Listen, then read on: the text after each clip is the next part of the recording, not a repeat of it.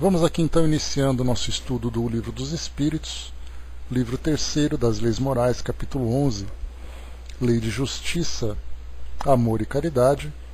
O nosso item é o número 1, Justiça e Direito Natural. Esse é o nosso terceiro encontro. Nós vamos aqui iniciar na questão 877. Bom dia, soldado. Vamos lá então. Nós vimos no nosso encontro anterior, aqui algumas questões, nos nossos encontros, sobre o sentimento de justiça, se ele é natural, ou se essas ideias vão sendo assimiladas a partir do tempo. Depois, o entendimento diferente desse sentimento de justiça, e nós vimos aqui pelos Espíritos, por aquilo que foi passado para nós, que cada um vai compreendendo de acordo com o tempo, de acordo com o seu amadurecimento. A definição de justiça, o respeito aos direitos de cada um, e o que determina esses direitos é exatamente aquilo que Jesus trouxe para nós, falando, na verdade, aqui sobre a lei humana e a lei natural. Então, nós temos ali duas visões diferentes da lei. Uma que é definitiva, que é imutável, e aquela que sempre tende a amadurecer com o passar do tempo. E aqui depois, fora o direito consagrado pela lei humana, qual é a base? E aí, então nós vimos que exatamente o ensinamento de Jesus, querer para os outros o que quereis para vós mesmos. E aqui agora na 877 é o nosso tema de hoje. O Braço colocou, tão sutil essas leis que são tão sutis essas leis que às vezes passamos batidos, Brás, a gente conversou bastante sobre isso no nosso encontro anterior aqui desse estudo, e nós falávamos assim que o senso de justiça ele vai amadurecendo gradualmente conforme nós vamos amadurecendo espiritualmente também. E essas mudanças, elas são mudanças bastante demoradas. Nós gostaríamos de chegar aqui e perceber uma grande transformação no nosso mundo, só que na verdade, quando nós compreendemos que nós somos espíritos imortais e que a nossa existência vai se estendendo durante muitas e muitas encarnações, somente olhando para o passado e tentando ver assim o contexto histórico, o registro de cada sociedade no tempo, a gente vai percebendo essas mudanças. Então, para nós, realmente elas são muito sutis. Nós vamos mudando o nosso ponto de vista a partir de algumas situações. Nós vamos nos tornando, por exemplo, mais generosos, mais caridosos, mais justos em algumas situações, outras ainda não. Então, realmente é um processo muito demorado. E se nós não tivermos essa compreensão da imortalidade do espírito, e saber que o tempo de amadurecimento é um tempo muito longo, nós ficamos bastante ansiosos, como acontece geralmente aqui na nossa sociedade. As pessoas veem aqui o nosso mundo acreditando, por exemplo, que essa é a única existência que nós temos, e nós nascemos, vivemos e morremos, e o mundo tem que se transformar no paraíso que todo mundo espera. E na verdade, quando nós olhamos por essa perspectiva mais elevada, nós vemos as mudanças acontecendo, percebemos as mudanças que vão acontecendo também em nós, e aí então a gente vai percebendo que a partir desse ponto onde a nossa compreensão acaba ficando mais clara, essas mudanças vão acontecendo de um modo mais acelerado. Isso porque nós alcançamos esse amadurecimento. Bom dia, Angelina. O soldado colocou da vida no mundo espiritual, das sucessivas reencarnações e da mortalidade do espírito. São vários os processos que nós compreendemos, saindo dessa simplicidade, soldado, de ver o mundo apenas assim, olha, eu estou aqui, esse mundo não é justo, esse mundo não presta. É o que geralmente as pessoas dizem. Então, quer dizer, o mundo é justo e o mundo presta, só que o mundo tem o seu tempo de amadurecer, exatamente porque respeita o tempo de cada indivíduo. Então somos nós que temos que, a princípio, esperar esse amadurecimento natural. Depois, quando desperta a nossa consciência, começa então o trabalho efetivo de cada um, realmente para domar aquelas más inclinações e para trabalhar por essa transformação moral, conforme o Espírito Verdade trouxe para nós. Então, enquanto ninguém desperta a consciência, espera as coisas acontecerem, geralmente pela dor, geralmente por um tipo de constrangimento. Quando nós amadurecemos, pelo menos um pouco, né, aí sim a gente começa a trabalhar efetivamente por essa mudança. Porque aí as coisas não vêm para nós como um resultado natural, ela vem como resultado do esforço que nós fazemos. Então nós investimos o nosso esforço, o nosso tempo, o nosso conhecimento, os nossos valores para essa transformação. Então, a grande felicidade que nós temos é ter esse conhecimento. E aí, inclusive, nós começamos a compreender, devido a esse tempo que demora para que essas mudanças aconteçam, a gente começa a compreender as próprias injustiças do nosso mundo. Porque essas injustiças representam, na verdade, o estágio evolutivo em que nós estamos. Mas, certamente, se hoje nós temos injustiças, no passado essas injustiças eram muito maiores. Significa, então, que nessa linha de progresso, no futuro, a tendência é que essas injustiças vão desaparecendo, até que nós encontremos, naquela condição de um mundo regenerado, um mundo justo, realmente amoroso e realmente caridoso com todos. Apesar das provas e expiações que continuarão presentes, né, na nossa trajetória, mas objetivando, né, agora realmente o progresso e não simplesmente a quitação de dívidas do passado. Então são experiências diferentes que nós vivenciaremos e teremos uma mentalidade diferente, uma compreensão diferente do mundo. Então, tudo acontece no seu tempo, né? A natureza não dá saltos. Então a justiça, que também faz parte desse processo natural, também não dá saltos. Ela vai se transformando gradualmente. O Brás coloca, se tivesse um frequenciamento, né? Frequenciamento, Brás, para medir a frequência, né? Um frequenciômetro, né? Tá. Um frequenciômetro para medir a frequência da psicosfera da Terra, morreríamos envergonhados. Mas aquilo que eu falei, né, Brás? Se nós medíssemos no passado, colocássemos aí 100 anos e fizéssemos uma comparação do que era com o que é hoje, isso é que é a parte bacana, né? A gente começa a ver que realmente as transformações estão acontecendo. No passado, por exemplo, como a gente comentou outras vezes, no passado, hoje, alguns crimes que nós praticamos, no passado era algo natural. Por exemplo, essa questão racial que nós vemos hoje, essa questão de preconceitos sobre congêneros, isso tudo no passado era uma recusa natural, era cultural naquela época. Hoje nós estamos brigando por espaços, né? Espaços de raça, espaços de gênero, espaços de classe, sendo que no passado era natural que a sociedade rejeitasse isso, segregasse aqueles que eram diferentes. Então, se no passado era natural você agredir o semelhante pelas diferenças que ele apresenta, hoje a sociedade já apresenta intolerância para essas rejeições, para esse comportamento. Então a gente vê que mudou realmente o pensamento. A briga continua para que essas mudanças aconteçam. Mas no passado sequer eles tinham o direito de brigar. E é aí que a gente começa a ver então que as coisas vão acontecendo realmente, né? Então as vibrações vão se transformando na sua qualidade, exatamente porque nós tivemos também essa mudança. Aos pouquinhos, né, vai melhorando em pontos e piorando em outros pontos. Eu não vejo como piora, soldado. Elas vão se tornando, né, mais exacerbadas. Talvez, né, mais gritantes, né, mas a parte de injustiça ela continua a mesma.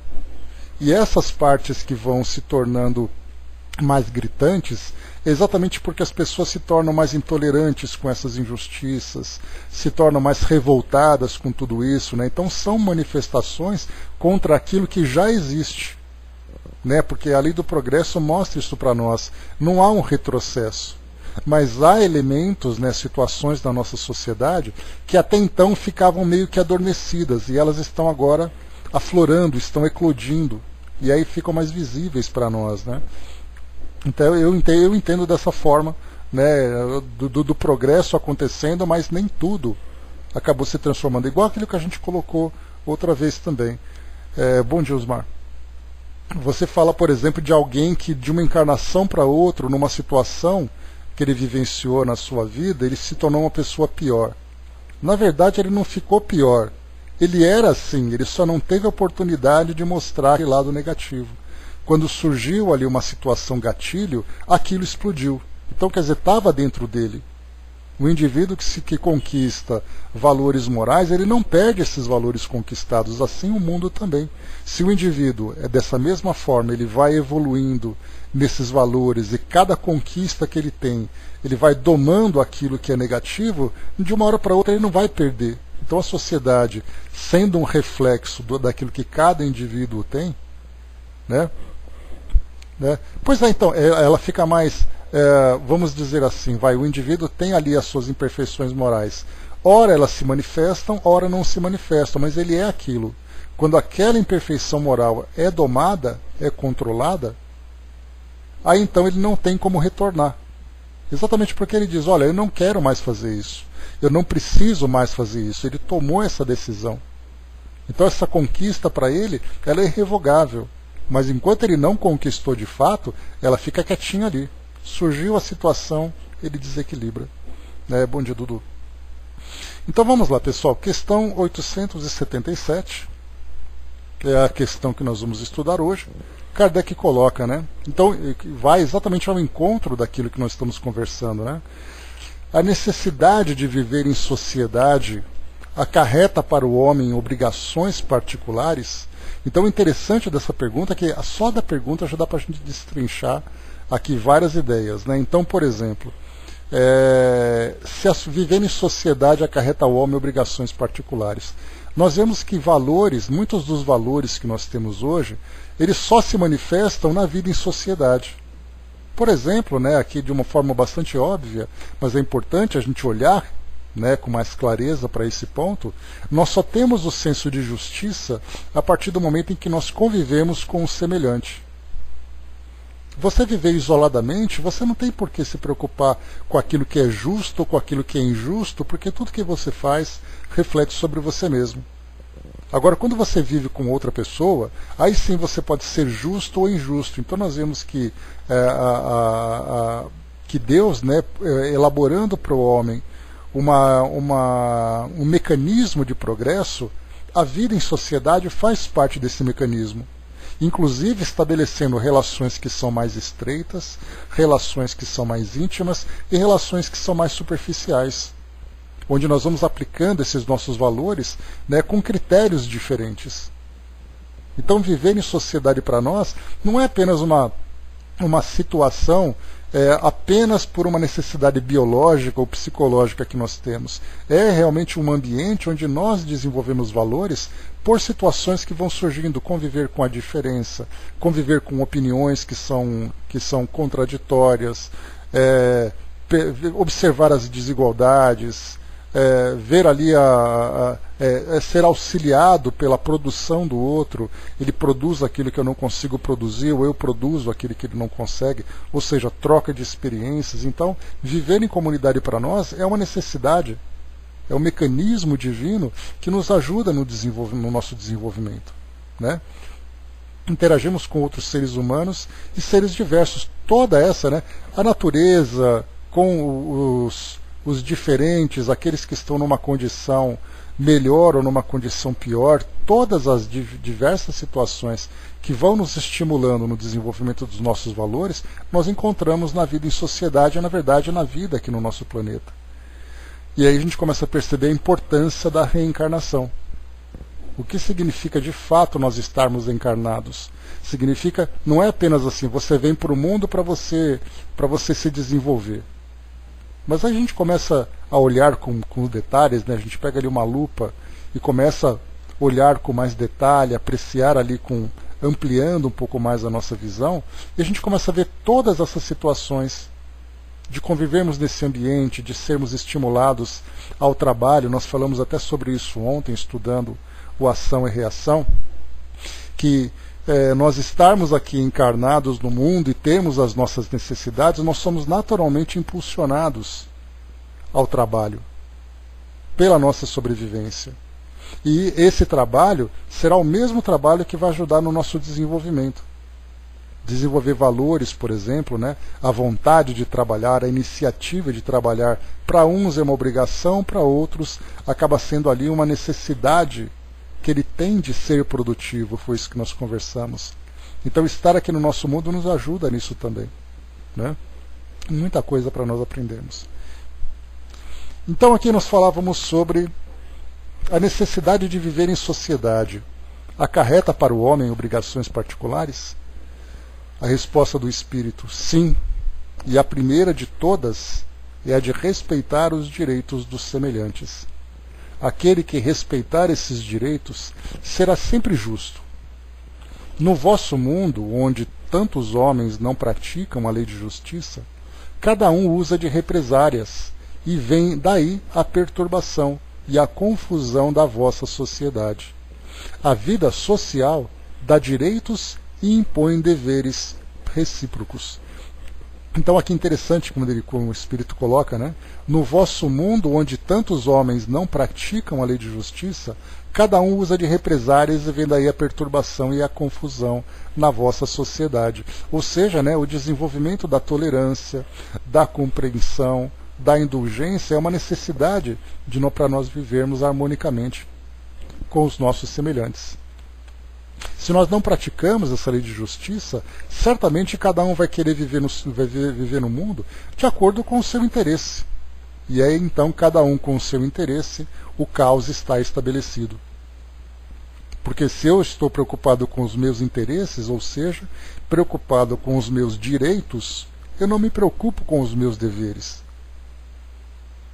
E aí Kardec, então, depois ele vai estender um pouco mais essa pergunta, essa questão.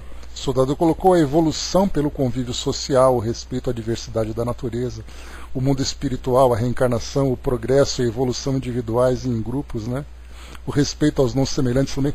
Tantos e tantos. Nós poderíamos ficar aqui durante 1 hora colocando todos os pontos importantes, né, de benefícios, todos os benefícios que nós recebemos da vida aqui no mundo material. Mas aí tem um detalhe importante, né? Isso só tem validade se nós tivermos consciência da importância de nós estarmos aqui encarnados e a importância de nós desenvolvermos esses valores. O que nós vemos no mundo hoje, né, onde parece que tem uma impressão em que o mundo se encontra muito mais individualista do que universalista, nós vemos que tudo isso que poderia ser tão aproveitado para o nosso desenvolvimento acaba sendo aproveitado, vamos dizer assim, numa porcentagem muito pequena. No caso, por exemplo, esse respeito à diversidade com a relação, na vivência com os semelhantes, nós vivemos hoje assim 10% do que poderíamos viver. Exatamente porque o egoísmo ainda é uma das imperfeições que nós temos, ainda é um dos atributos, né, que não deixa de ser um atributo divino, como eu sempre falo para vocês, né, no início da nossa jornada, esse sentimento de egoísmo era o que trazia para nós a preservação da nossa vida e a preservação do nosso grupo social. Com o passar do tempo, a tendência é que esse egoísmo vá diminuindo e o sentimento de caridade, de fraternidade se expanda.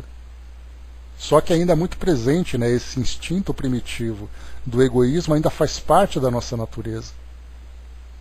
Por isso, então, o aproveitamento, nesse caso, por exemplo, né, da diversidade, nós acabamos não tendo essa percepção. Cada um vive, né, o seu próprio mundo de acordo com o seu interesse, e é daí que vem, né, todas as tragédias sociais que nós encontramos hoje, né? Certa vez me lembro de algo falado por uma pessoa a respeito de uma questão a qual, segundo ela, não tinha a ver, mas indaguei, né, se ela e as outras pessoas vivem na mesma sociedade. Né? Então, bom, cada um vive na sua própria sociedade, né? Nós não temos ainda aquele espírito de fraternidade universal, que foi exatamente aquilo que Jesus trouxe para nós, né? Quando ele veio mostrar esse amor ao próximo de uma forma ilimitada, de uma forma universal, esse exemplo, né, que foi trazido para nós, né, lá há quase 2000 anos, é ainda o exemplo que nós precisamos seguir. Nós estamos, cada vez que esse sentimento de justiça vai se desenvolvendo, mais nós nos aproximamos, nos afinizamos com esse exemplo do Mestre. Mas nós estamos ainda numa distância significativa. Mas a tendência é nós nos aproximarmos cada vez mais. Como eu coloquei no início, a tendência é que conforme nós vamos nos desenvolvendo, mais afinizados com esse amor universal, nós vamos ficando. Então, se no passado nós estávamos bastante distantes, hoje nós estamos não mais perto, mas nós estamos menos distante. E a tendência é que nós nos aproximemos cada vez mais. A Jane colocou, né, achamos que a vida na Terra é uma ilusão, mas não é. Nossa mente é limitada.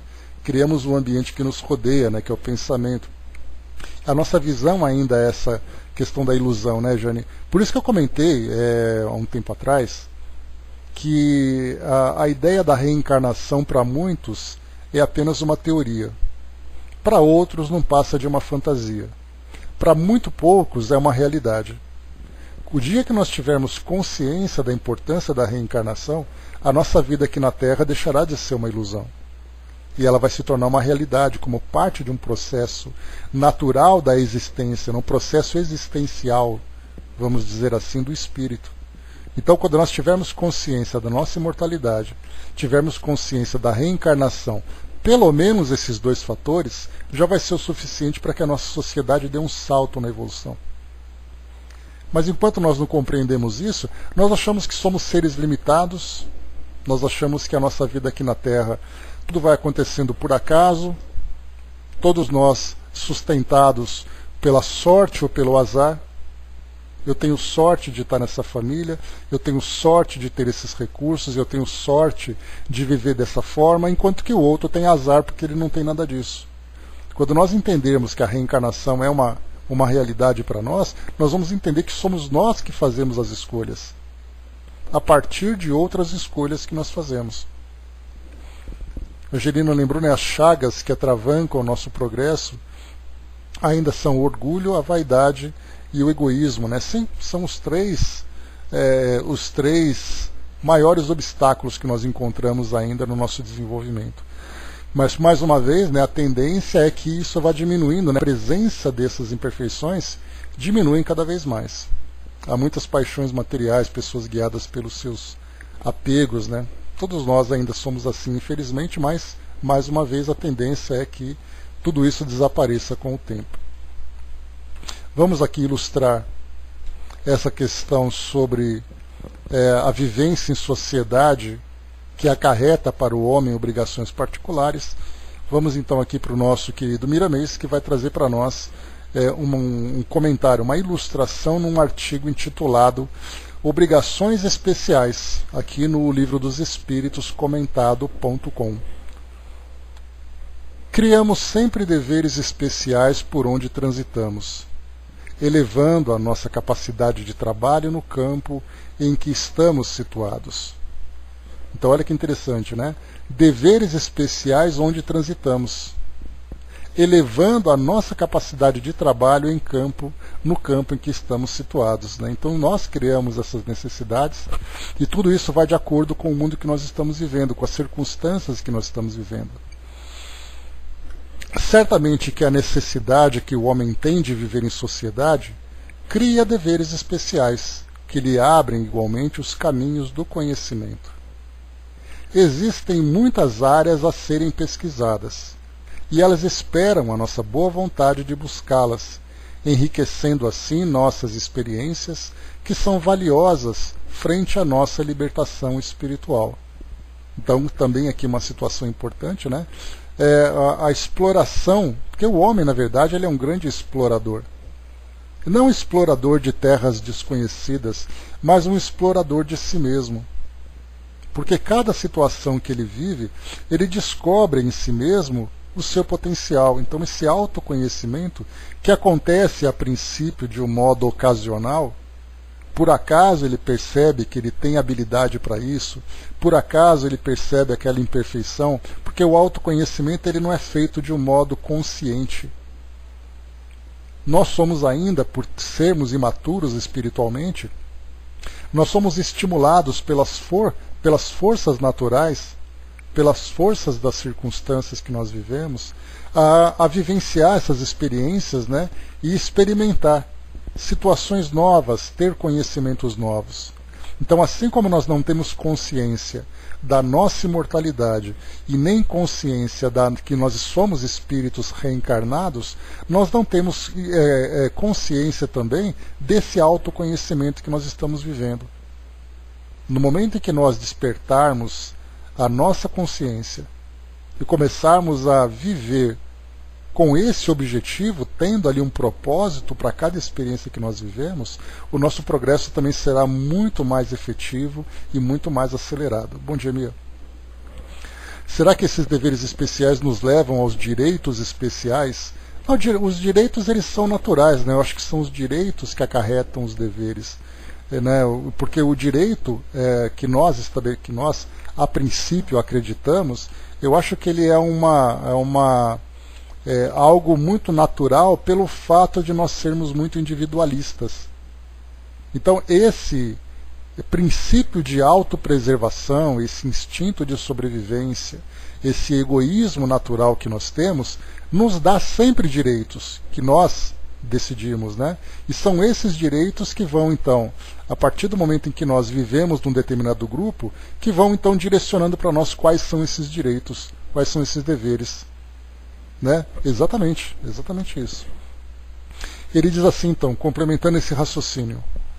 Quando vivemos em conjunto, criamos muitas leis e obrigações, como sendo deveres para que os outros possam nos ajudar.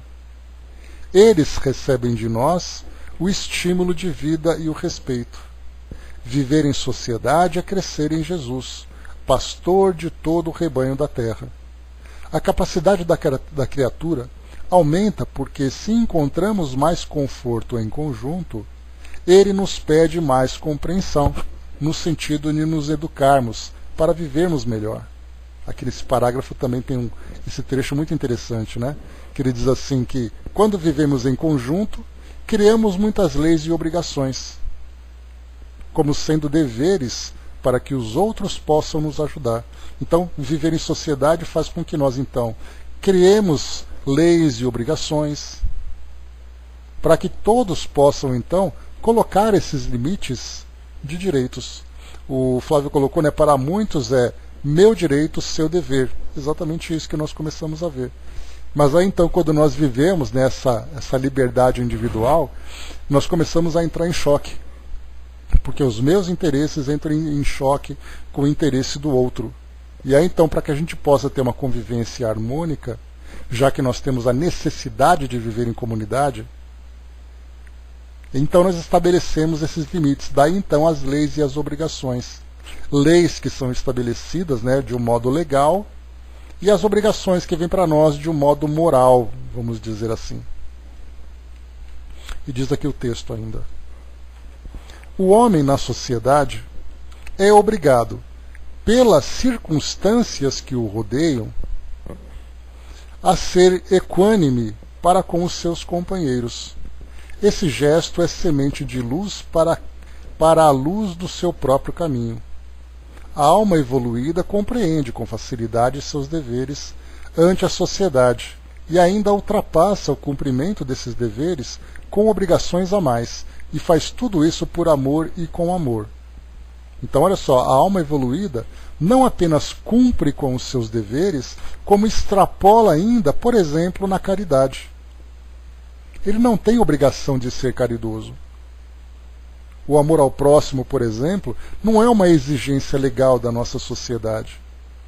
Ele tem que respeitar o outro, mesmo que ele sinta ali absoluta antipatia.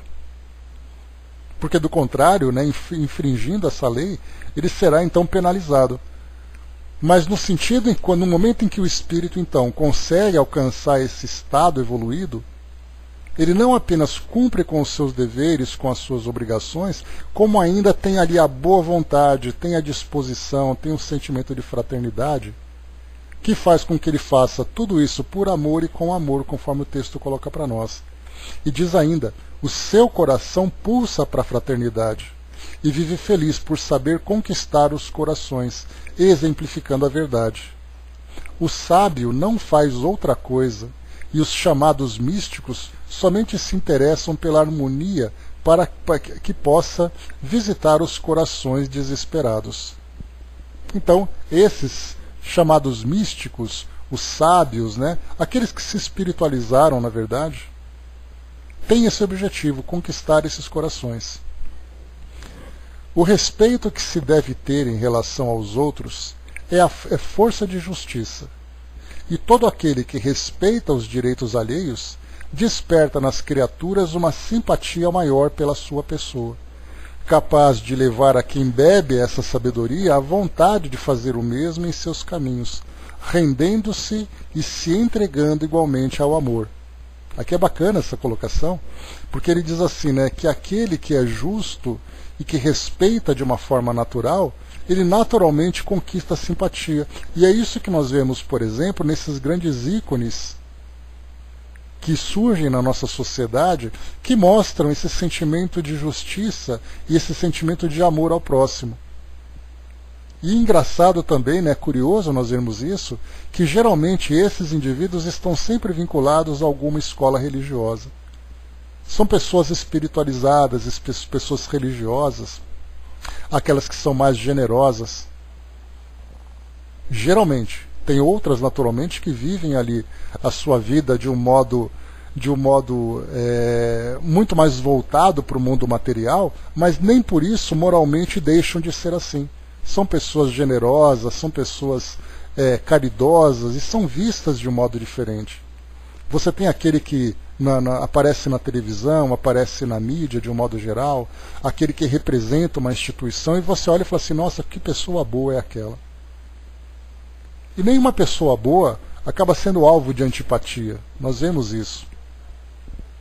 Todo mundo acha uma pessoa que é sempre um exemplo para nós. Pensando naquela pessoa, nós temos sentimentos nobres, temos sentimentos elevados. É exatamente o que ele coloca para nós aqui. E acabam também esses indivíduos se tornando, conforme Miramês coloca para nós, referências. Por isso, então, ele é capaz de levar a quem bebe essa sabedoria a vontade de fazer o mesmo. E é por isso, então, que esses representantes do plano espiritual mais elevado, que quando reencarnam entre nós, são essas referências que fazem com que nós tenhamos vontade de fazer o mesmo. Nem sempre conseguimos e nem sempre fazemos de um modo tão desapegado. Muitas vezes nós fazemos isso, né, de acordo com os nossos interesses, mas já é alguma coisa. Por exemplo, no caso da caridade, eu vou escolher para quem eu vou fazer caridade. Para aquele grupo que para mim é mais simpático, para aquele indivíduo que acaba tendo ali, né, uma afinidade comigo, com os meus interesses, mas para outros eu não tenho interesse em fazer caridade. Eu faço caridade para aqueles indivíduos daquela religião, mas eu não faço para outra porque eu não gosto. Eu faço caridade para os indivíduos que moram naquela região, mas eu não faço para aqueles que moram em outra região. Exatamente porque nós somos ainda muito limitados nesse nosso sentimento de caridade. Mas o fato de nós fazermos já é alguma coisa. A tendência é que esses preconceitos, que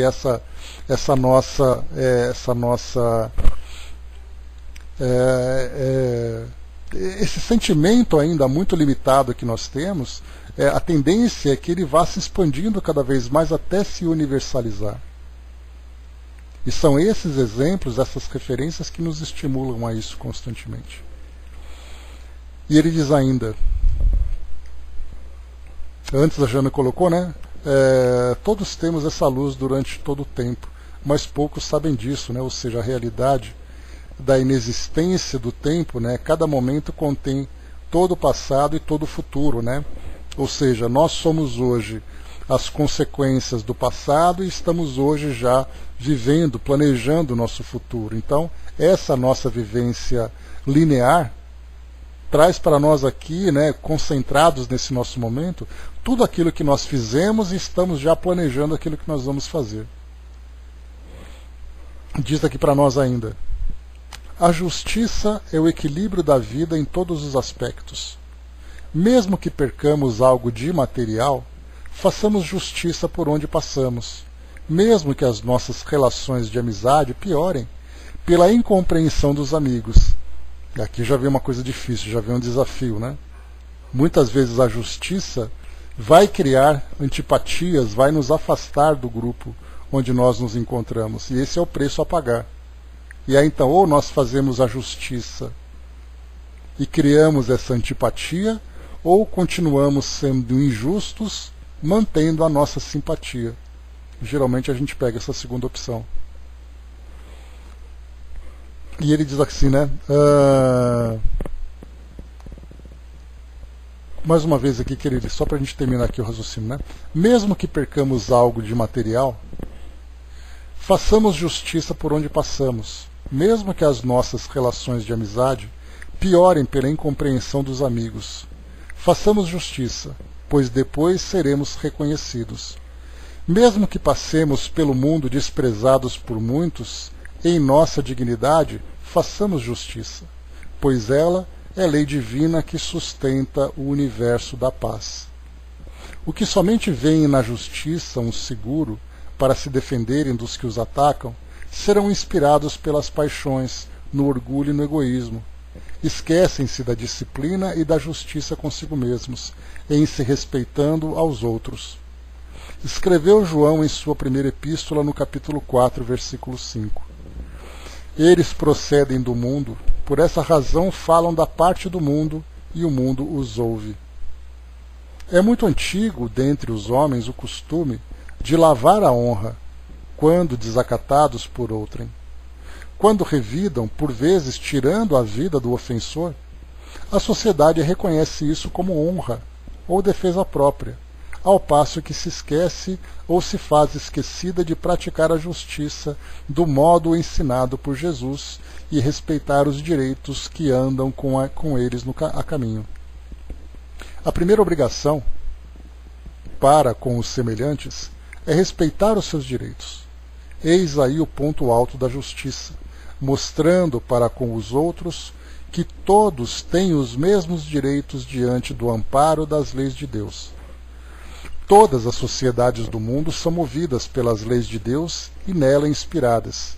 No entanto, as leis dos homens são de acordo com o grau de elevação da mesma sociedade. As leis da terra evoluem com o crescimento espiritual dos povos. É como o rio, que fornece sua água para as necessidades do povo, mas que reserva o seu volume maior para assegurar a sua distribuição, devido ao crescimento das necessidades das nações. As leis universais abrangem toda a criação como força divina, para a divina harmonia, nunca deixando de cair em forma de gotas nas leis humanas, dominando-as, e nesse domínio mostra a existência de Deus amando os seus filhos. A vida social cede direito para todos, na igualdade que lhe cabe doar, mas mostra deveres que não podem ser esquecidos pelos companheiros que vivem em conjunto. Em tudo que Deus fez, a justiça brilha, mesmo que receba outros nomes, mas é a mesma harmonia que pode se transformar até no amor. Então aqui, para nós, essa definição, essa ilustração trazida para nós por Miramês. O Flávio lá em cima coloca, não sei se é de Simonetti ou de Rodolfo Caligares, que coloca que a caridade tem uma escala de aprendizado. Começa com dando uma esmola, mesmo que seja para ficar livre do pedinte, até chegar à situação em que nossa caridade faça a pessoa crescer, via promoção e ensino. É um bom caminho para aprender. Quando nós estudamos, Flávio, sobre no Evangelho segundo o Espiritismo, sobre a caridade, nós falávamos sobre caridade moral e caridade material. No caso da caridade material, essa caridade sincera, verdadeira, ainda é muito pequena aqui no nosso mundo e são muito poucos os que são capazes de fazer. Geralmente o nosso ato de caridade ele é movido pelo interesse, aquele interesse que você tem de se autopromover, o interesse de você não trazer nenhuma culpa. A autopromoção é você, por exemplo, dar a caridade e você dizer assim, eu fiz a caridade. Aquela coisa da mão direita não saber o que a esquerda fez. Então você faz a caridade assinando um cheque e você mostra depois ali o cheque tirando uma fotografia para se autopromover. Ou então você grita para todo mundo que você está fazendo alguma coisa. Então geralmente a gente faz isso, mesmo que não seja intencional. Mas a gente tem essa tendência ainda, o nosso orgulho ainda acaba nos conduzindo por esse caminho. Então a autopromoção, os holofotes, é um modo de fazer a caridade ainda. O segundo que nós temos, ainda tem selfie, né? Pois é, ainda fica mais fácil ainda, né? Pelo menos ajudou, mas é a caridade, soldado, não deixa de ser caridade. Em todas as situações você está ajudando. Mas a motivação, isso que nós colocamos, né? Então primeiro vem a autopromoção. A segunda é a culpa. Então você faz a caridade pensando assim, é melhor eu fazer isso, porque do contrário pode acontecer alguma coisa negativa. Mas se você tiver certeza que nada de negativo vai acontecer, você não se sente motivado para fazer aquela caridade. Um dia alguém fez alguma coisa para você e você diz assim, bom, como alguém fez alguma coisa para mim aquele dia, eu tenho que compensar agora, né? Então vai que... Então eu faço pela culpa. O segundo eu faço por obrigação. O terceiro eu faço por obrigação. Eu tenho obrigação de fazer caridade porque a posição me impulsiona, porque os comentários me impulsionam, porque alguma coisa me impulsiona a fazer. Né? E a gente tem ali outras classificações de caridades ainda limitadas. Né? Então, até chegar no momento em que você realmente faz a caridade pelo sentimento nobre verdadeiramente. Então, enquanto nós não chegarmos nesse nível, nós vamos vivendo essas várias experiências com essas motivações pequenas, que vão nos empurrando, né? Por exemplo, né, Osmar, é um desses medos também, né? Nunca sei o dia de amanhã. Então essa preocupação, esse receio também é uma outra motivação que se tem.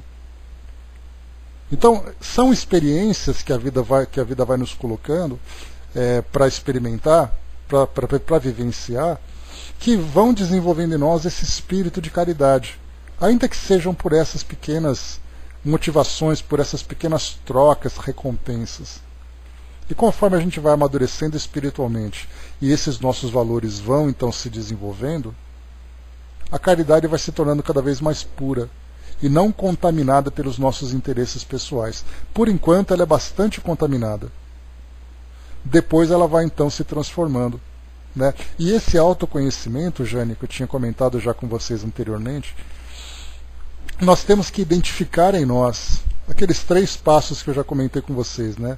Primeiro nós temos que saber quais são as imperfeições e quais são os defeitos. Depois saber quais imperfeições e quais defeitos e em que grau tudo isso existe dentro de nós. E depois fazer ali a reforma íntima, que é o trabalho de transformação.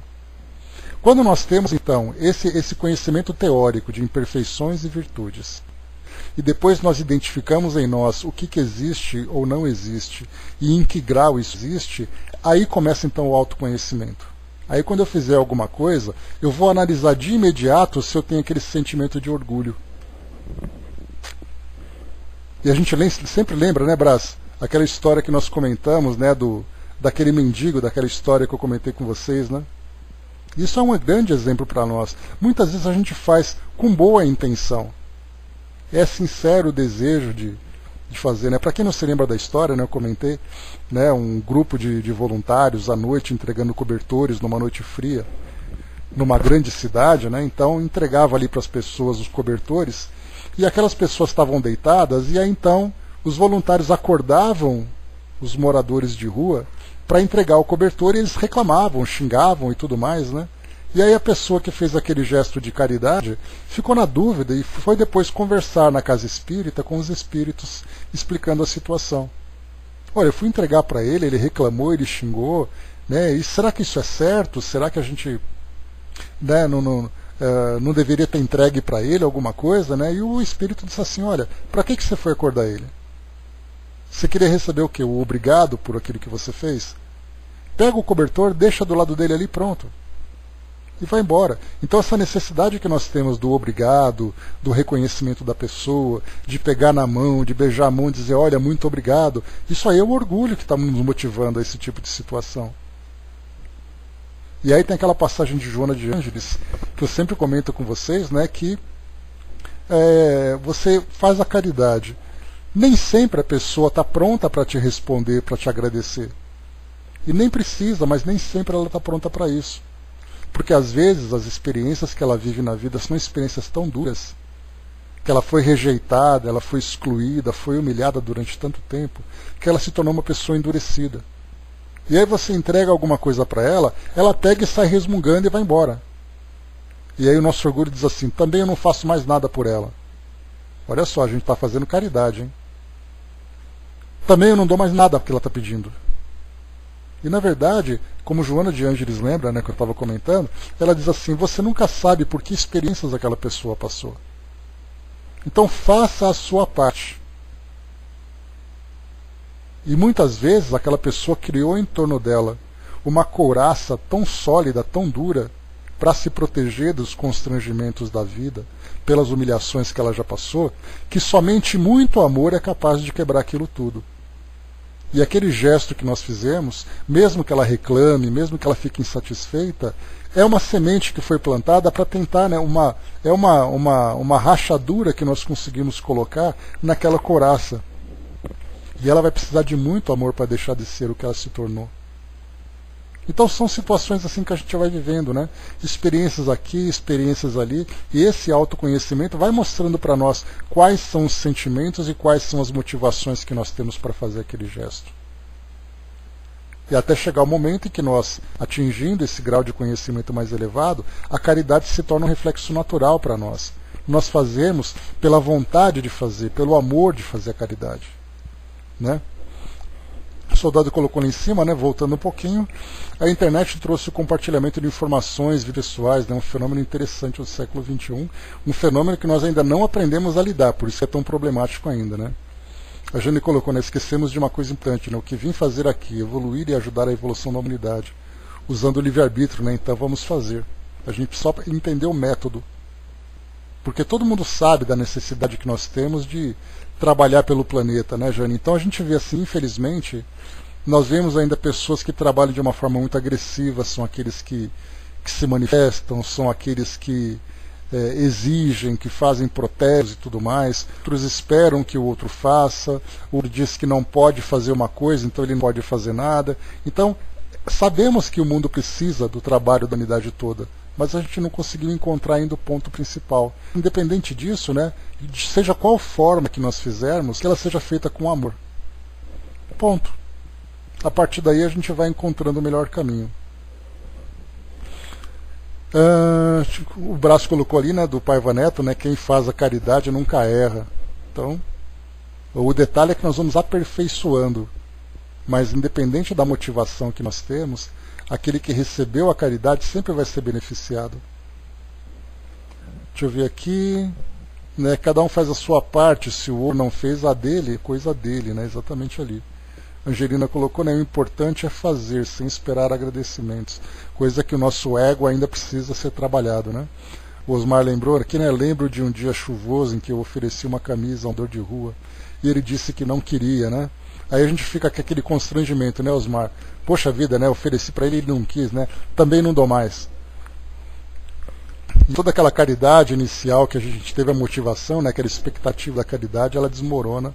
E a gente acaba ficando depois ofendido com isso, né?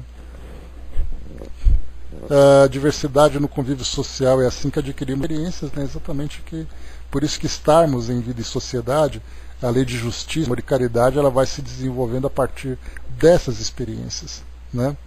Para nós aqui neste momento não tem mais desculpas, né? Vai e faz. Pois é, a gente não tem mais como dar isso, né? Por isso que eu comentei ontem com vocês, né? Quando nós chegamos nesse entendimento que a doutrina espírita nos oferece, nos proporciona, nós não temos mais quais são as desculpas, né? Simplesmente vai e faça, de fato. Não tem mais o que desculpar. A próxima questão aqui, vamos lá. Esse assunto é tão vasto, né, para a gente conversar, que se deixar a gente passa aqui o dia inteiro falando disso. 878, a próxima questão. Podendo o homem iludir-se quanto à extensão do seu direito, o que pode fazer que ele conheça os seus limites? Os limites do direito que reconhece para o seu semelhante em relação a ele, na mesma circunstância e de maneira recíproca. Fazer ao outro aquilo que eu gostaria que fizesse. O meu direito termina quando começa o direito do outro. Nós temos hoje várias expressões, vários pensamentos que mostram para nós, né? Então o mesmo limite de direito que eu tenho, o outro também tem. Só que nós nos iludimos bastante quanto a isso, né? Porque a vida material, muitas vezes pela posição que nós ocupamos, pelos recursos que nós temos, pela educação material que nós ainda recebemos, né? Material no sentido mundana, né? Faz com que nós nos vejamos com uma certa superioridade com relação ao outro. E essa superioridade naturalmente nos dá essa ideia, essa ilusão de que nós temos mais direitos do que os outros. Então, a melhor forma de nós compreendermos esses limites é exatamente os limites do direito que reconhece para o seu semelhante em relação a ele, na mesma circunstância e de maneira recíproca. E Kardec aprofunda aqui na questão 878. Mas e se cada um se atribui a si mesmo os direitos do semelhante, em que se transforma a subordinação aos superiores? Não será isso a anarquia de todos os poderes? Aí nós já falamos aqui de posições dentro da sociedade, né? Ou mesmo na vivência de uma empresa. Então, se eu sou um funcionário, eu tenho os meus direitos, e eu tenho ali o meu chefe que tem os direitos dele, como é que eu posso ter direitos iguais se eu tenho tantas obrigações para cumprir? Os direitos naturais são os mesmos para todos os homens, desde o menor até o maior. Então nós não falamos de obrigações dentro de uma empresa, não falamos de obrigações dentro de uma sociedade, nós falamos de direitos naturais. Deus não fez uns de limo mais puro que os de outros, e todos são iguais perante ele. Esses direitos são eternos. Os estabelecidos pelos homens perecem com as instituições. Desculpem. De resto, cada qual sente bem a sua força e a sua fraqueza, e saberá ter sempre uma certa deferência para aquele que o merecer por sua virtude e seu saber. É importante assinalar isso, para que os que se julgam superiores conheçam os seus deveres e possam merecer essas deferências. A subordinação não está comprometida quando a autoridade for conferida à sabedoria, ou seja, ele fala aqui para nós de uma autoridade moral, e não de uma autoridade, né, situacional, de uma autoridade temporária aqui do nosso mundo físico.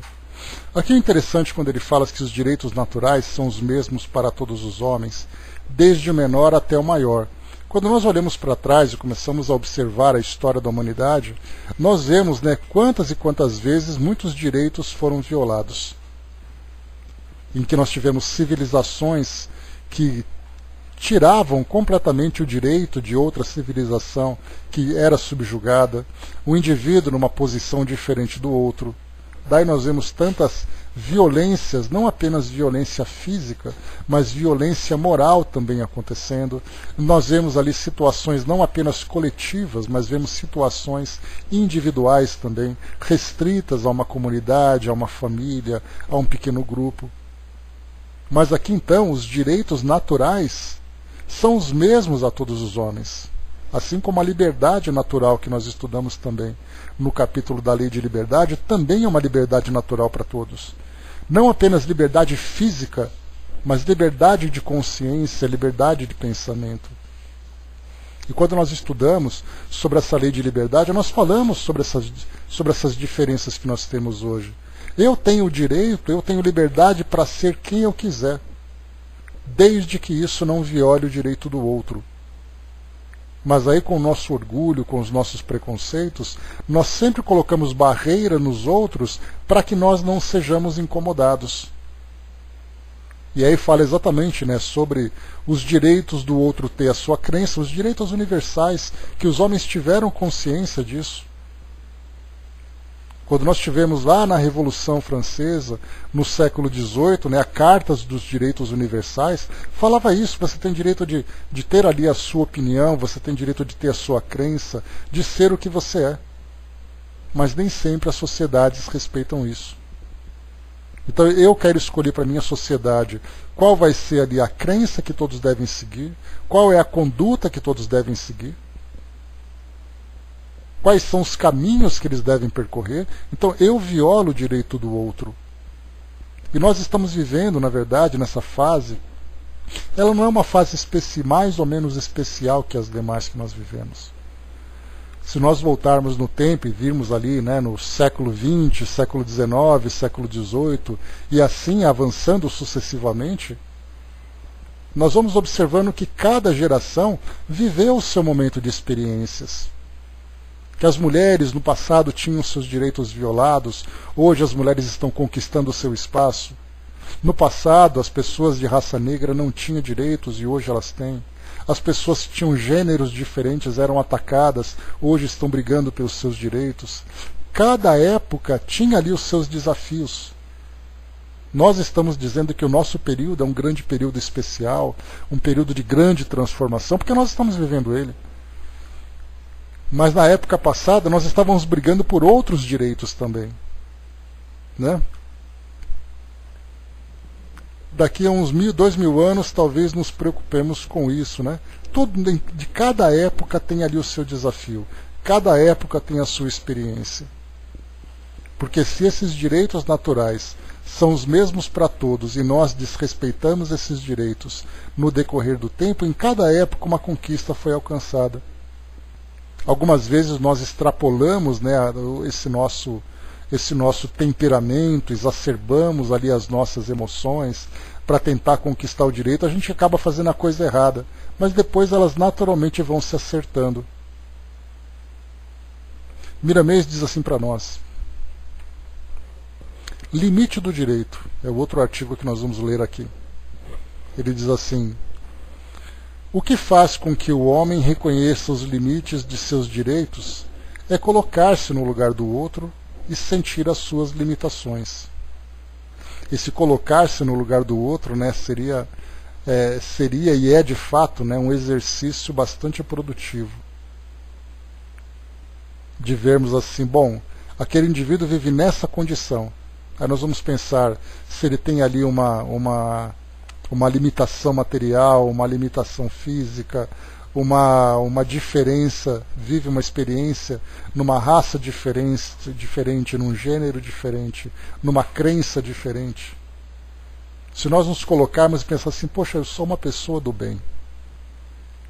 Eu vivo essa experiência de estar nessa ou naquela condição, vivendo nessa ou naquela região, tendo essa ou aquela crença.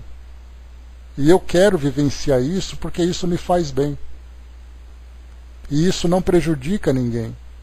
E aí quando eu me coloco naquela posição e fico tentando imaginar o que aquela pessoa pensa, o que aquela pessoa sente, quais são os seus desejos, aí eu começo a olhá-la de um modo diferente. Mas a gente não tem essa preocupação. A preocupação nossa é: eu penso dessa forma, eu sou assim e eu quero que as coisas sejam assim. Mas o outro não pensa assim, então se o outro não pensa é um problema dele. Então nos colocar no lugar do outro, criar, soldado, essa empatia, eu acho que seria ali a experiência mais intensa que nós viveríamos, com certeza. Né, usar sempre o crivo da razão e da verdade, né, esse que é o importante para nós. E mesmo assim a razão e a verdade ainda são elementos que estão se desenvolvendo em nós, né, Angelina? E diz aqui o texto: se acreditarmos que tudo vem de Deus, ele não se esquece de inspirar a todos os seus filhos sobre as linhas divisórias dos seus direitos, onde começa o dever. O homem sabe, por intuição divina, até onde pode ir e passar a respeitar seu irmão. Se analisarmos bem o quanto o próximo nos ajuda a viver, nós nem chegaríamos às fronteiras a respeitar. Ou seja, né, se nós víssemos o valor do outro no nosso caminho, nós nem precisaríamos nos preocupar, né, em violar os direitos dele, simplesmente porque nós valorizamos o outro por aquilo que ele é. O Evangelho de Jesus é um código universal, capaz de levar o homem à condição de angelitude, pelo elevado procedimento, por despertar nos corações a justiça e o amor para com Deus e o próximo. Não devemos ter limites para respeitar, nem para amar, nem para perdoar. Os limites foram feitos por causa do egoísmo e do orgulho, invasores dos direitos alheios, usurpadores dos esforços dos outros, estabelecendo assim a desarmonia por toda parte. Os direitos naturais das criaturas são iguais. Deus não iria fazer diferença entre elas. Entretanto, a consciência dentro de cada um sabe regular os direitos de todos, criando ambiente para a educação e aprovando os bons modos que os homens e almas vão aprendendo no decorrer dos evos. Os direitos naturais das criaturas são iguais. Deus não iria fazer diferença entre elas. Aqui eu já li, né? Tá. Devemos registrar a singularidade da vida em se expandindo por toda parte com as mesmas bênçãos do Criador. Podemos até duvidar quando falamos que o vírus recebe as mesmas bênçãos da vida que os espíritos elevados, pois ele as recebe, não obstante. O vírus não assimila as mesmas qualidades que os espíritos têm a capacidade de assimilar, porque lhe falta o tempo de preparo para a vida, que aqueles que já conquistaram. Eis aí a escala das almas. Não é que Deus dá mais a um que a outro. Cada um recebe o que merece por despertamento de suas próprias qualidades, que todos têm, doadas pelo Criador. O espírito elevado pensa mais nos seus deveres e esquece seus direitos, que a própria lei lhe entrega com carinho. Interessante isso, né?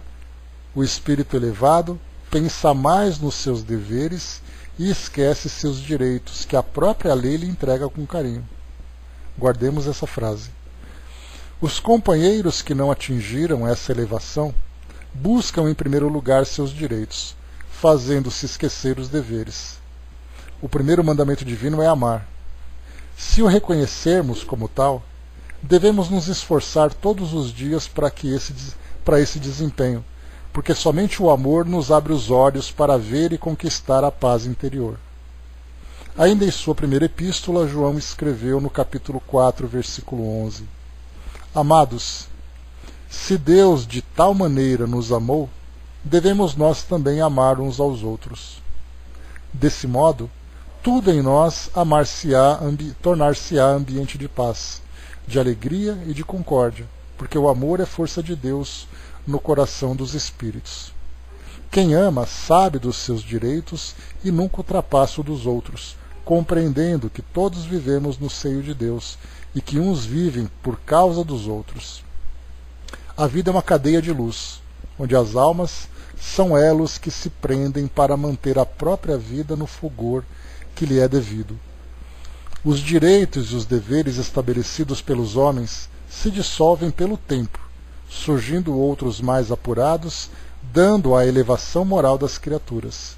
Aqui é importante quando ele fala, sobre os direitos e deveres estabelecidos pelos homens se dissolvem pelo tempo, é o que nós vemos não apenas na legislação de cada sociedade no decorrer do tempo, mas também nos próprios costumes, nas convivências entre as pessoas. Então nós vamos mudando os nossos costumes, consequentemente vamos influenciando as nossas leis. No passado nós tínhamos costumes diferentes e tínhamos leis diferentes. Hoje nós temos outros costumes e outras leis, e certamente no futuro nós teremos outros também. E como foi colocado para nós aqui, ele vai dizendo, conforme vai se dissolvendo com o tempo, surgindo outros mais apurados, dado a elevação moral das criaturas. Então essas transformações tendem tanto ter essa depuração tanto dos nossos costumes, como também das nossas próprias leis. E ele diz ainda: mas os de Deus são eternos, no caso os direitos e deveres, como eternas são as leis naturais por terem sido feitas pelas mãos puras do divino doador da vida. Homem nenhum é grande, ou se fez reconhecido como tal, sem a cooperação dos pequenos. Não existem riquezas materiais sem a cooperação dos pobres. De fato é assim, quando a gente fala sobre essa riqueza material que é construída, alguém teve que trabalhar arduamente para que ela fosse construída. Então nós tivemos aqueles que intelectualmente, ou que tiveram ali oportunidades diferentes, não enriqueceram sem a contribuição dos outros. Usando uma linguagem, uma visão bastante simplista, nós temos assim, aquele que é dono de uma mina de diamantes, na verdade ele enriqueceu porque outros fizeram a extração das pedras. E não ele próprio ali com as suas mãos conseguiu fazer tudo. E ainda que fosse ele, não conseguiria fazer tudo sozinho. E aí a gente pode então extrapolar essa imagem para situações mais sutis do nosso mundo material. E administrou, controlou tudo, então ele fez ali, mas os pobres contribuíram para que isso acontecesse. O próprio sábio aprendeu com os ignorantes. Essa é a linha da vida de todos nós. O espírito de alta hierarquia espiritual descem para as sombras para trabalharem com os ignorantes, por terem passado pelos mesmos caminhos, e com isso se elevam mais. O idoso cuida da criança, porque a criança lhe transmite vida nova. O chefe de família sustenta essa família, porque ela é a segurança espiritual dos seus caminhos. Conhecendo tudo isso, passaremos a amar a todos os que nos cercam e vivem conosco. Devemos buscar sempre os limites dos nossos direitos, e o ideal é nunca chegar até eles.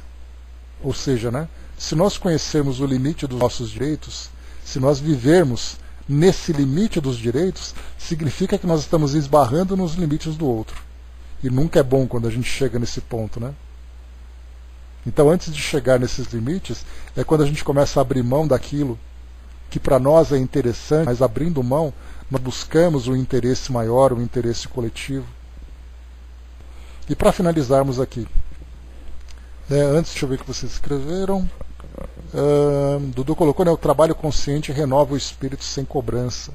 Já o trabalho, onde o sentir será importante, traz ao homem a carência espiritual. E até moral para aquele que cobra a sua conta. Então foi o que a gente viu ontem. Aquele que trabalha por obrigação, sempre traz essa carência espiritual. Aquele que trabalha por consciência do dever é aquele que já conseguiu expandir a sua mente. O soldado colocou, as leis humanas seguem sobre o martelo das leis, sobre o manto das leis naturais, Então, na verdade, o que a gente vai observando, é que as leis naturais, sempre, como foi colocado por Miramês, ele é aquele rio que vai gotejando nas leis humanas. E quanto mais encharcadas as leis humanas vão ficando das leis naturais, mais justas e elevadas elas ficam também. Mia colocou, ainda por muito tempo a maioria esmagadora continuará preferindo a lei de Gerson, mais que a de Deus, por muito tempo, mas a própria força das circunstâncias vão mudando, Mas a gente fica se perguntando, Mia, qual é exatamente o que a gente consegue perceber de mudança nessa nossa atual encarnação? Pegar, por exemplo, o que a gente percebia na nossa infância do comportamento da sociedade que hoje a gente já não observa mais. E o que na nossa época não tinha de coisa que nem sempre era positiva, que hoje a gente observa de negatividade. Algo que eu percebo, por exemplo, fazendo aqui uma viagem no meu tempo, é que hoje, por exemplo, até comento isso bastante com vocês, hoje a tecnologia nos proporciona uma liberdade que antes nós não tínhamos. No passado, a nossa tecnologia ela se resumia ao telefone em casa, se resumia a assistir alguns canais de televisão e ver ali os jornais e revistas. Hoje nós temos nos nossos bolsos, nas nossas mãos, uma liberdade para a gente falar o que a gente quiser, para não sei quantas mil pessoas lerem aquilo que nós estamos escrevendo. Então isso trouxe para nós uma certa perturbação. As pessoas estão falando mais, estão conversando mais, estão sendo mais influenciadas, só que tudo isso nem sempre é positivo, principalmente nessas épocas de grandes turbulências. De fato, se tornou isso. Então era uma liberdade que nós não tínhamos. Mas em compensação, no passado, naquela época também da minha infância, eu me lembro que era tudo muito preconceituoso. Então nós tínhamos aquelas pessoas que eram da raça negra, aquelas pessoas que eram homossexuais, aquelas pessoas que eram evangélicas. Nós usávamos piadas, eram termos pejorativos que hoje já não se aceita mais. Então isso já mudou também. Eu me lembro que o evangélico era chamado de crente. E nós falávamos do crente naquela época de um modo pejorativo. Criança, principalmente, adolescente, acaba sendo muito cruel e comete essa crueldade sem ter consciência do que está fazendo.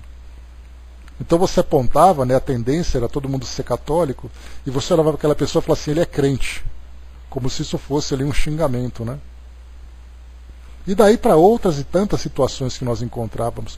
Hoje não, hoje nós vemos isso de um modo diferente. Embora ainda continue existindo um certo preconceito, uma certa intolerância para várias situações que nós estamos vivendo, hoje não, hoje as pessoas reagem com relação a isso.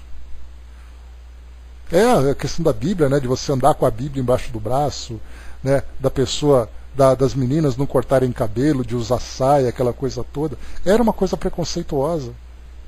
Por exemplo, né, nesse caso que eu estou comentando. Então, tudo isso foi mudando de lá para cá. E foi uma mudança positiva. Que hoje as coisas estão se tornando mais claras. Embora esteja gerando também reações muito intempestivas. Então, se por um lado, na nossa geração, nós observamos essas mudanças, né, as coisas vão mudando literalmente. Né? Então, se no passado nós observamos essas mudanças, a consciência ecológica do mundo hoje, né?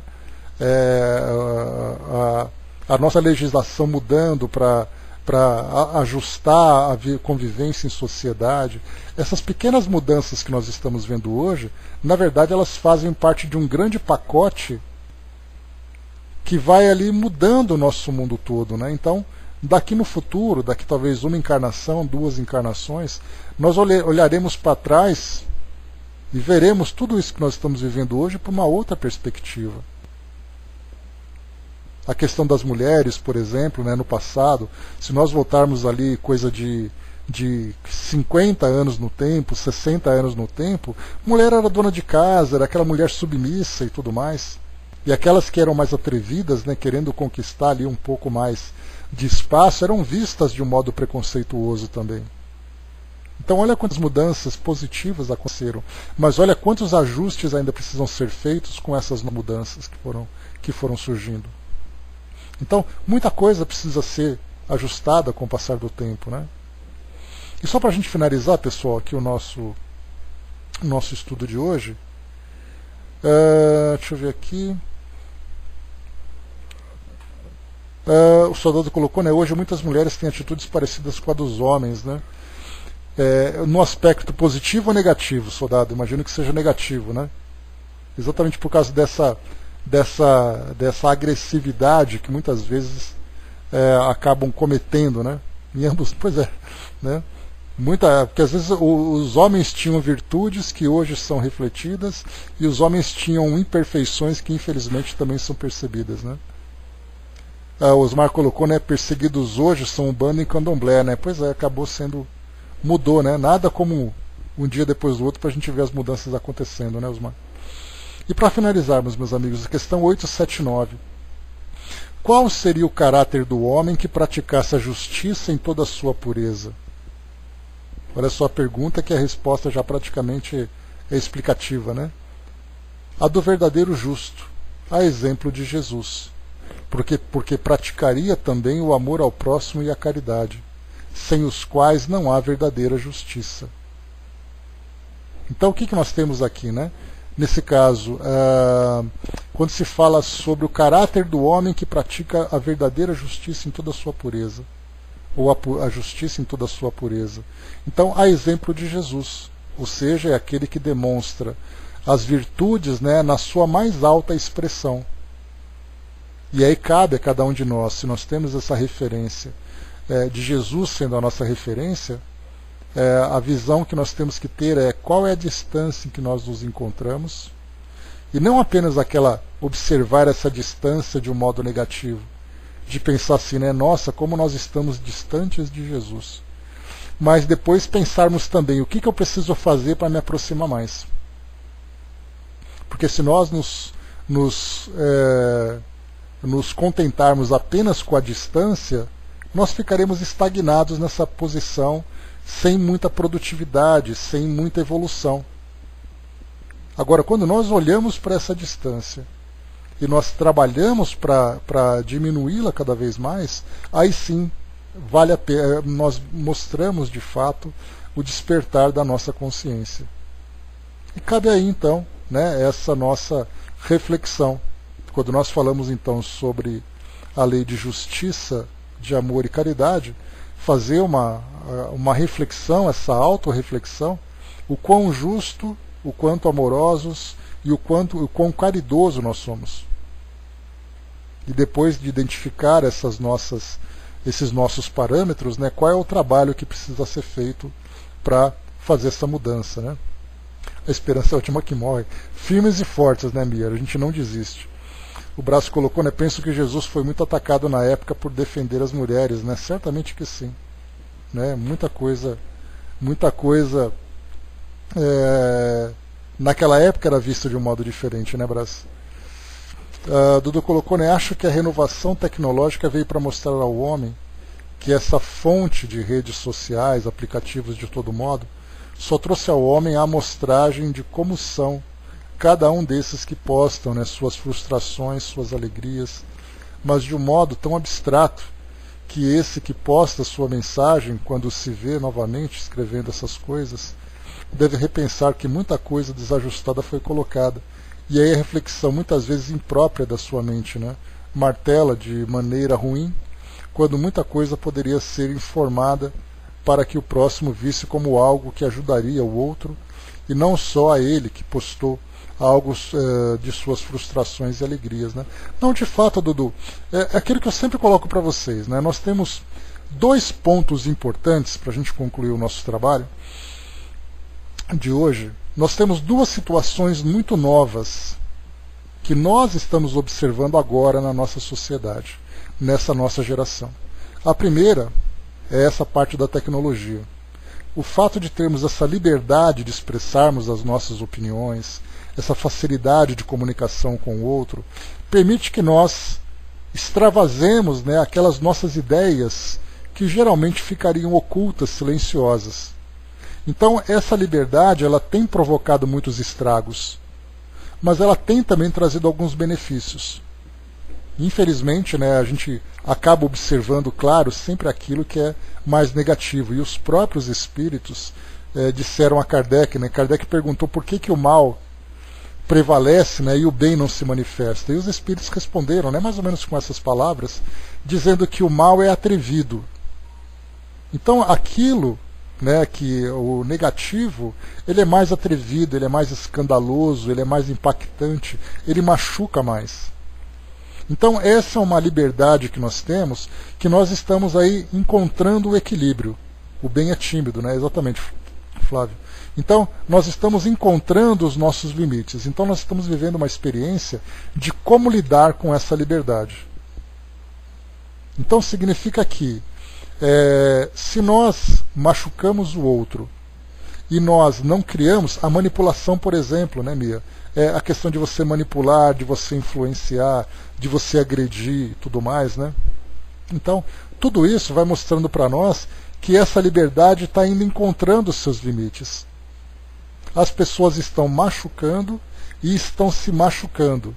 E as pessoas estão ajudando e sendo ajudadas. Então estamos ali medindo de que forma que a gente pode usar essa liberdade. Esse é o primeiro ponto.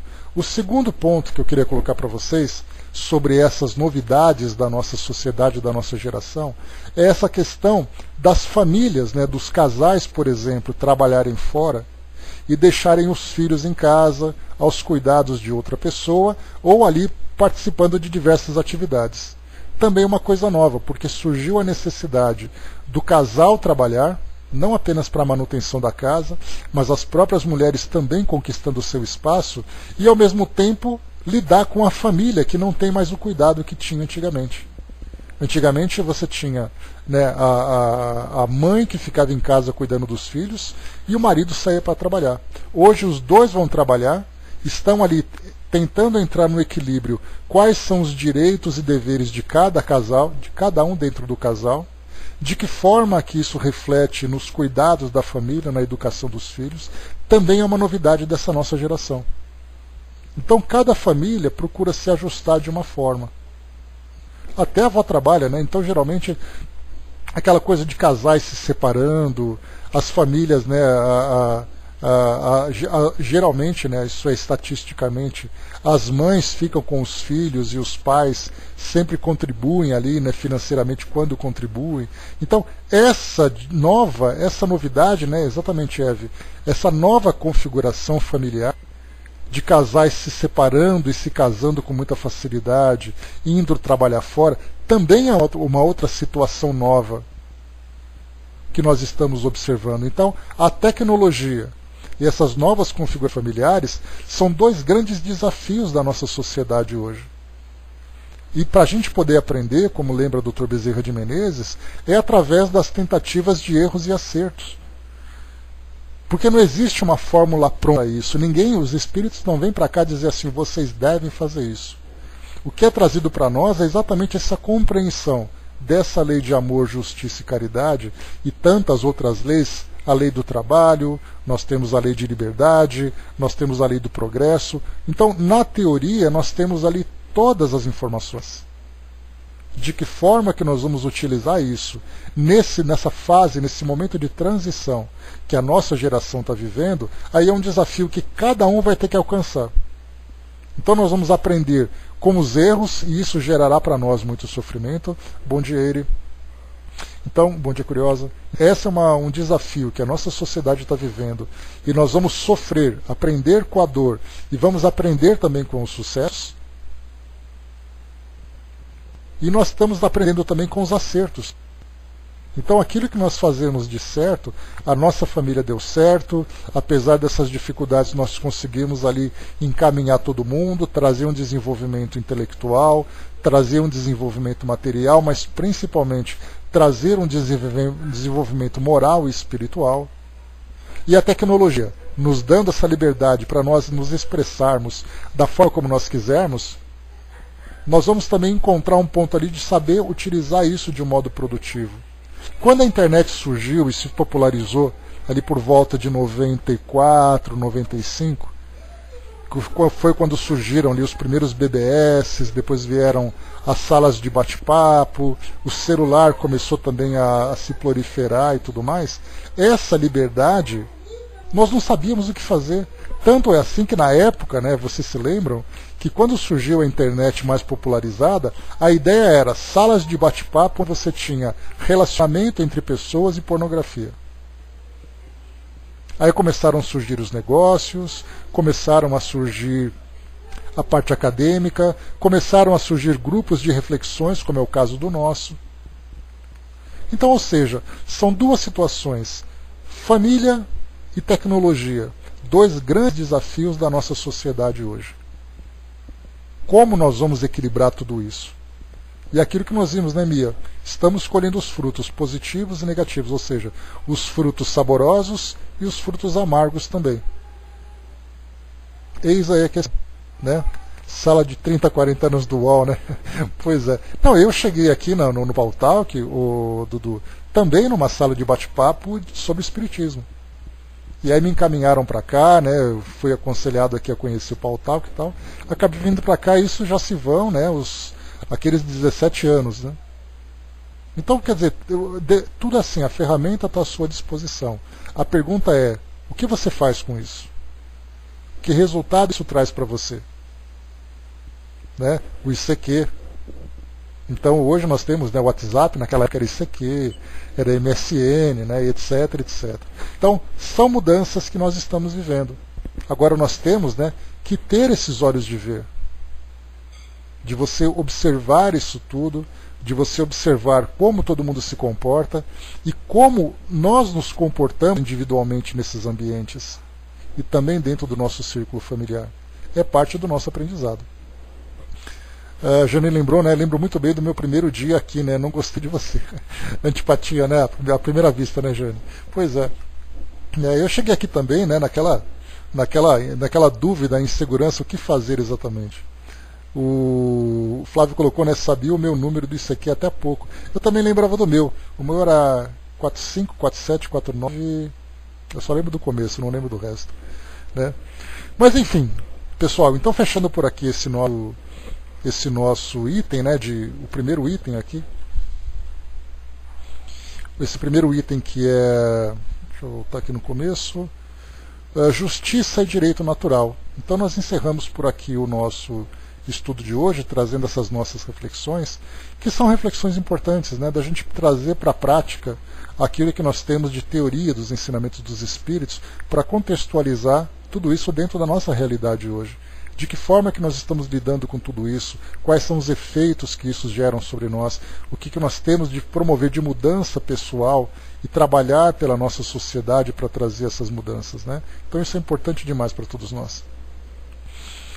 Né? Exatamente, né? Quem mata não é a arma, mas quem utiliza, né, amigo? Então, quer dizer, os recursos estão à nossa disposição, esse novo estilo de vida também está à nossa disposição. Cada um vai utilizar isso da forma que achar mais interessante e mais conveniente. Né? Mas enfim, pessoal, fechando por aqui então o nosso estudo de hoje. Espero que as nossas reflexões tenham sido proveitosas. O nosso próximo encontro vai tratar do tema, deixa eu ver aqui, direito de propriedade.